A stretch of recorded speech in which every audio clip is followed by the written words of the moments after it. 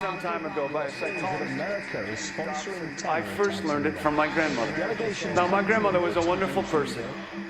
She taught me how to play the game Monopoly. She understood that the name of the game is to acquire. She would accumulate everything she could, and eventually she became the master of the board. And then she would always say the same thing to me. She'd look at me and she'd say, "One day, you'll learn to play the game." One summer, I played Monopoly almost every day, all day long. And that summer, I learned to play the game. I came to understand the only way to win is to make a total commitment to acquisition. I came to understand that money and possessions, that's the way that you keep score. And by the end of that summer, I was more ruthless than my grandmother. I was ready to bend the rules if I had to win that game. And I sat down with her to play that fall. I took everything she had. I watched her give her last dollar and quit in utter defeat. And then she had one more thing to teach me. Then she said, "Now it all goes back in the box." All those houses and hotels, all the railroads and utility companies, all that property and all that wonderful money. Now it all goes back in the box. None of it was really yours. You got all heated up about it for a while.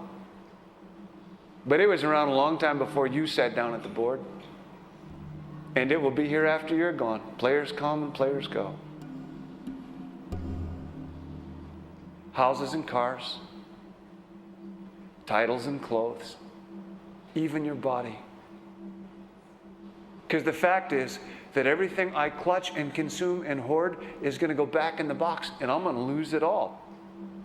You have to ask yourself, when you finally get the ultimate promotion, when you've made the ultimate purchase, when you buy the ultimate home, when you have stored up financial security and climbed the ladder of success to the highest rung you can possibly climb it, and the thrill wears off, and it will wear off,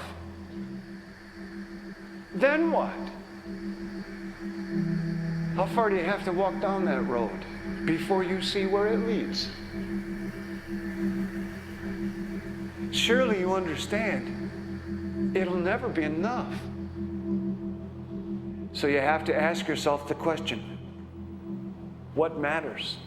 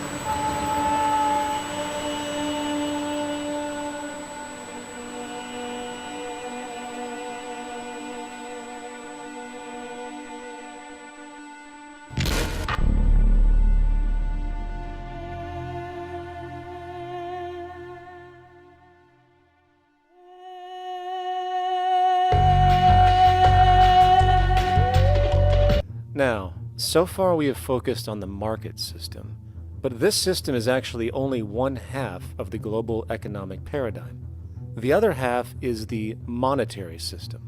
While the market system deals with the interaction of people gaming for profit across the spectrum of labor, production, and distribution, the monetary system is an underlying set of policies set by financial institutions which create conditions for the market system, among other things. It includes terms we often hear, such as interest rates, loans, debt, the money supply, inflation, etc. And while you might want to pull your hair out listening to the gibberish coming from the monetary economists, modest preemptive actions can obviate the need of more drastic actions at a later date. the nature and effect of this system is actually quite simple. Our economy has, or the global economy has, three basic things that govern it. One is fractional reserve banking, banks printing money out of nothing. It's also based upon compound interest. When you borrow money, you have to pay back more than you borrowed, which means that you, in effect, create money out of thin air, again, which has to be serviced by creating still more money. We live in an infinite growth paradigm. The economic paradigm we live in now is a Ponzi scheme. It's nothing grows forever. It's not possible. As a great psychologist James Hillman wrote, the only thing that grows in a human body after a certain age is cancer. It's not just the amount of money that has to keep growing, it's the amount of consumers. Consumers to borrow money at interest to generate more money, and obviously that's not possible on a finite planet. People are basically vehicles to just create money, which must create more money to keep the whole thing from falling apart, which is what's happening right now. There are really only two things anyone needs to know about the monetary system. 1. All money is created out of debt. Money is monetized debt, whether it materialized from treasury bonds, home loan contracts, or credit cards. In other words, if all outstanding debt was to be repaid right now, there would not be $1 in circulation. And 2, interest is charged on virtually all loans made, and the money needed to pay back this interest does not exist in the money supply outright. Only the principal is created by the loans, and the principal is the money supply. So, if all this debt was to be repaid right now, not only would there not be $1 left in circulation, there would also be a gigantic amount of money owed that is literally impossible to pay back, for it does not exist. The consequence of all of this is that two things are inevitable: inflation and bankruptcy. As far as inflation, this can be seen as an historical trend in virtually every country today, and easily tied to its cause, which is the perpetual increase of the money supply, which is required to cover the interest charges and keep the system going. As far as bankruptcy, it comes in the form of debt collapse. This collapse will inevitably occur with a person, a business, or a country, and typically happens when the interest payments are no longer possible to make. But there is a bright side to all of this. Well, at least in terms of the market system, because debt creates pressure. Debt creates wage slaves. A person in debt is much more likely to take a low wage than a person who isn't, hence becoming a cheap commodity. So it's great for the corporations to have a pool of people that have no financial mobility. But hey, that same train of thought also goes for entire countries. The World Bank and the International Monetary Fund, which mostly serve as proxies for transnational corporate interests, give gigantic loans to troubled countries at very high interest rates, and then, once the countries are deeply in the hole and can't pay, austerity measures are applied, the corporations swoop in, set up sweatshops, and take their natural resources. Now that's market efficiency. But wait, there's more. You see, there's this unique hybrid of the monetary and market system called the stock market, which rather than, actually produce anything real, they just buy and sell money itself. And when it comes to debt, you know what they do? That's right, they trade it. They actually buy and sell debt for profit, from credit default swaps and collateralized debt obligations for consumer debt, to complex derivative schemes used to mask the debt of entire countries, such as the collusion of investment bank Goldman Sachs in Greece, which nearly collapsed the entire European economy. So when it comes to the stock market and Wall Street, we have an entirely new level of insanity born out of the money sequence of value. All you need to know about markets was written in an editorial in the Wall Street Journal a couple years ago. It was called Lessons of the Brain Damaged Investor. And in this editorial, they explain why people with slight brain damage do better as investors than people with normal brain functionality. Why? Because the slightly brain damaged person has no empathy. And that's the key. If you don't have any empathy, you do well as an investor. And so Wall Street breeds people who have no empathy to go in there and to make decisions and make trades that they have no compunction about and no thought whatsoever as to what they're doing might affect their fellow human being. So they breed these robots, these people who have no souls. And since they don't even want to pay these people anymore, they're now breeding robots, real algorithmic traders. Goldman Sachs in the high-frequency trading scandal. They put a computer next to the exchange, the New York Stock Exchange. This computer, this co-located computer as they call it, it front runs all the trades on the exchange, and it hits the exchange with volumes of orders in ways that scalp pennies and nickels away from the exchange. It's like they're siphoning money all day long. They went one quarter last year, 30 or 60 straight days without a single down day and made millions of dollars every single day. Is that because, well, that's statistically impossible. When I worked on Wall Street, the way it works is everyone kicks upstairs the bribes.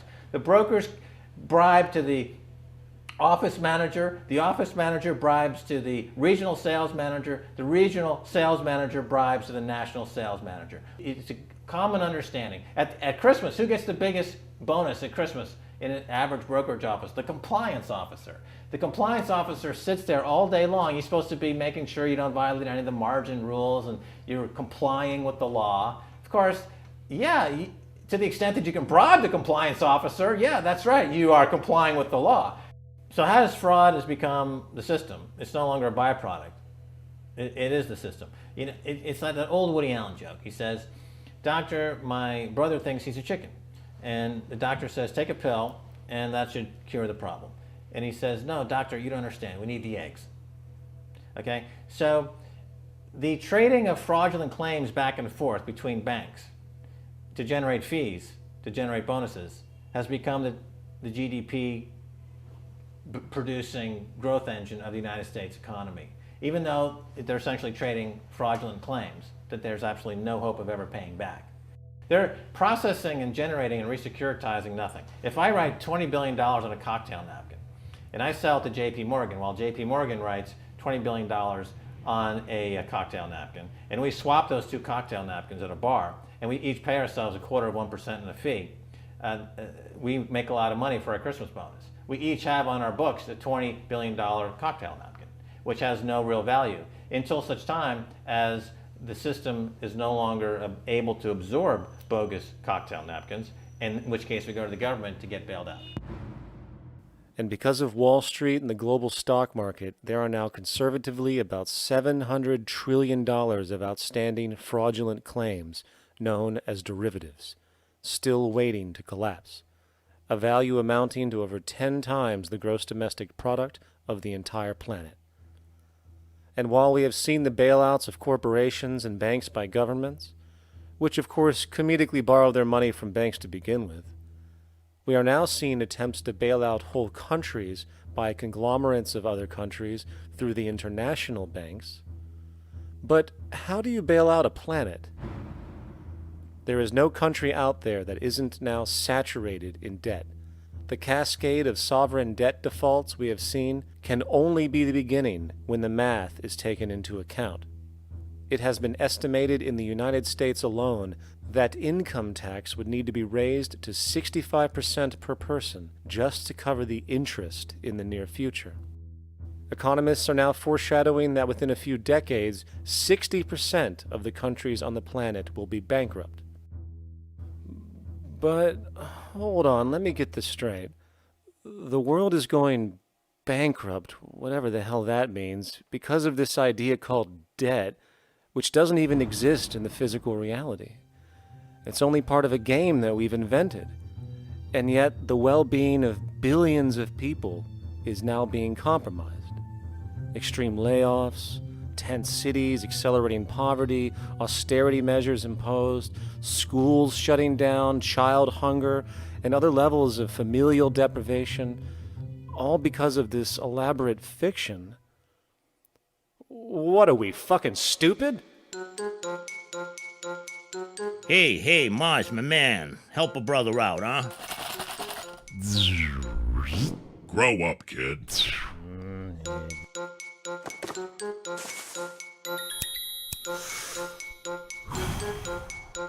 Saturn, what's up, man? You remember that smoking nebula I hooked you up with a while back? Listen, Earth, we're getting really tired of you. You've been given everything, and yet you waste it all. You got plenty of resources, and you know it. Why don't you grow up and learn some responsibility, for Christ's sake? You're making your mother miserable.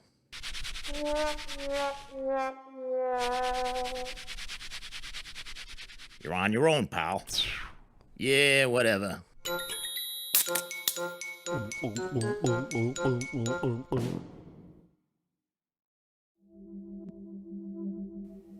Now, all of this considered, from the waste machine known as the market system to the debt machine known as the monetary system, hence creating the monetary market paradigm which defines the global economy today, there is one consequence that runs through the entire machine: inequality. Whether it is the market system which creates a natural gravitation towards monopoly and power consolidation, while also generating pockets of wealthy industries that tower over others regardless of utility, such as the fact that top hedge fund managers on Wall Street now take home over $300 million a year for contributing literally nothing, while a scientist looking for a cure for a disease trying to help humanity might make $60,000 a year if they're lucky. Or whether it is the monetary system, which has class division built right into its structure. For example, if I have $1 million to spare and I put it into a CD at 4% interest, I will make $40,000 a year. No social contribution, no nothing. However, if I'm a lower class person and have to take loans to buy my car or home, I am paying in interest, which, in abstraction, is going to pay that millionaire with the 4% CD. This stealing from the poor to pay the rich is a foundational, built-in aspect of the monetary system, and it could be labeled structural classism. Of course, historically, social stratification has always been deemed unfair, but obviously accepted overall as now 1% of the population owns 40% of the planet's wealth. But, material fairness aside, there is something else going on underneath the surface of inequality, causing an incredible deterioration in public health as a whole. Well, I think people are often puzzled by the contrast between the material success of our societies, unprecedented levels of wealth, and the many social failings. I mean, you know, if you look at the rates of drug abuse or violence or self-harm amongst kids or mental illness, there's clearly something going deeply wrong with our societies. What the data that I've been describing does is simply shows that intuition that people have had for hundreds of years, that inequality is divisive and socially corrosive, that intuition is truer than I think we ever imagined.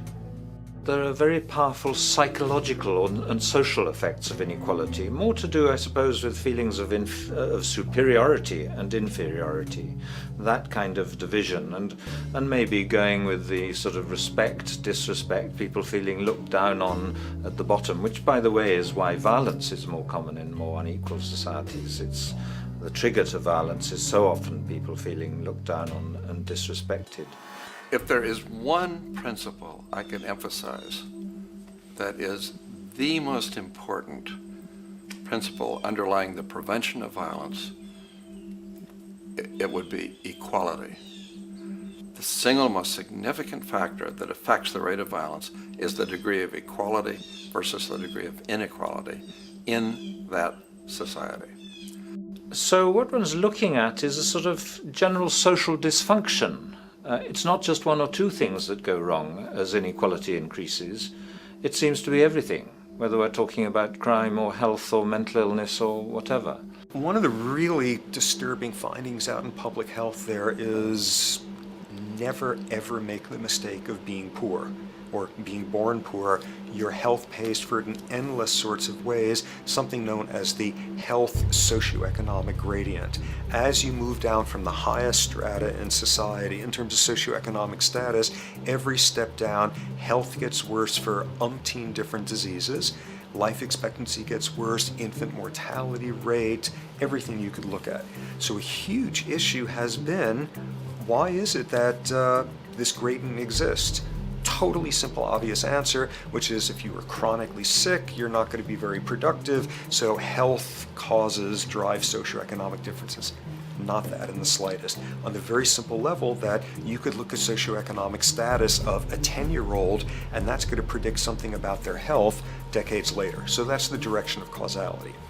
Next one, what's it about? Oh, it's perfectly obvious. Poor people can't afford to go to the doctor. It's healthcare access. It's got nothing to do with that, because you see these same gradients in countries with universal healthcare, socialized medicine. Okay, next simple explanation. Oh, on the average, the poorer you are, the more likely you are to smoke, to drink, to all sorts of lifestyle risk factor stuff. Yeah, those contribute, but careful studies have shown that explains maybe about 1/3 of the variability. So what's left? And what's left is having a ton to do with the stress of poverty. So the poorer you are, starting off being, the person who's $1 income behind Bill Gates, the poorer you are in this country, on the average, the worse your health is. This tells us something really important.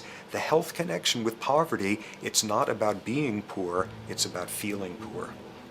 Increasingly, we recognize that chronic stress is an important influence on health, but the most important sources of stress are the quality of social relations. And if there is anything that lowers the quality of social relations, it is the socioeconomic stratification of society. What science has now shown is that regardless of material wealth, the stress of simply living in a stratified society leads to a vast spectrum of public health problems. And the greater the inequality, the worse they become. Life expectancy, longer in more equal countries. Drug abuse, less in more equal countries. Mental illness, less in more equal countries. Social capital, meaning the ability of people to trust each other, naturally greater in more equal countries. Educational scores, higher in more equal countries. Homicide rates, less in more equal countries. Crime and rates of imprisonment, less in more equal countries. It goes on and on. Infant mortality, obesity, teen birth rate, less in more equal countries. And perhaps most interesting, innovation, greater in more equal countries, which challenges the age-old notion that a competitive, stratified society is somehow more creative and inventive. Moreover, a study done in the UK called the Whitehall Study confirmed that there is a social distribution of disease as you go from the top of the socioeconomic ladder to the bottom. For example, it was found that the lowest rungs of the hierarchy had a 4-fold increase of heart disease-based mortality compared to the highest rungs. And this pattern exists irrespective of access to health care. Hence, the worse a person's relative financial status, the worse their health is going to be on average.